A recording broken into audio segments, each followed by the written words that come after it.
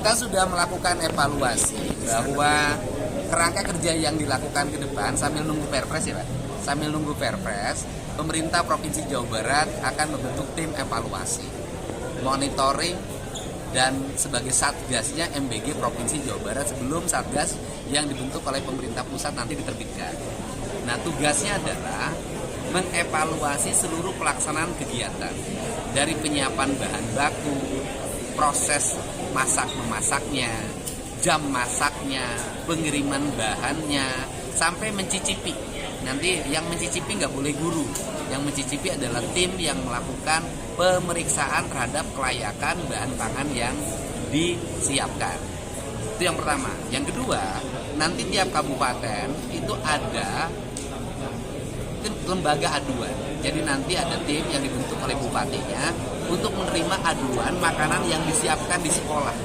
Nanti guru atau siswa boleh mengadukan tentang satu, kualitas makanan, dua, kuantitas makanan atau porsinya. Karena kalau melihat alokasi pembiayaan, angka 10.000 itu tidak boleh berkurang. Karena keuntungannya sudah disiapkan Rp2.000 per porsi.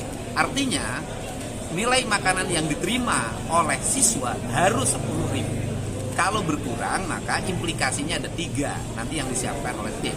Yang pertama adalah sanksi administratif, yang kedua adalah penghentian sebagai mitra, yang ketiga adalah proses pidana korupsi karena ada uang yang digelapkan yang tidak disajikan dalam bentuk bahan panganan yang harus diterima oleh siswa. Ketiga hal itulah yang menjadi fokus kita sehingga penyelenggaraan MBG ke depan jauh lebih baik. Dan yang berikutnya adalah saya mengusulkan tadi dan nanti akan dibicarakan dalam bentuk MOU, sekolah-sekolah yang memiliki siswa sampai 1.000 orang itu dimungkinkan nanti Pemprov dan Pemda Kabupaten membangun dapurnya di sekolah sehingga nanti bisa menggerakkan orang tua siswa untuk secara bersama-sama menjadi relawan pengelola MBG. Ini yang menjadi fokus. Dan yang terakhir adalah rekrutmen tenaga kerja diharapkan bersumber dari wilayah setempat serta pasokan, suplai, dan demand seluruh kebutuhan MBG-nya itu terdata di dalam data statistik Bapeda. Sehingga itu bisa dihitung sebagai angka sirkulasi ekonomi yang ditumbuhkan melalui MBG melalui anggaran APBN. Sehingga siklus keuangannya bisa terlengkapi. Karena hari ini pemerintah provinsi dan kabupaten kan mengalami pengurangan dana transfer. Karena pengurangan dana transfer itu otomatis kan akan menghambat proses pertumbuhan ekonomi.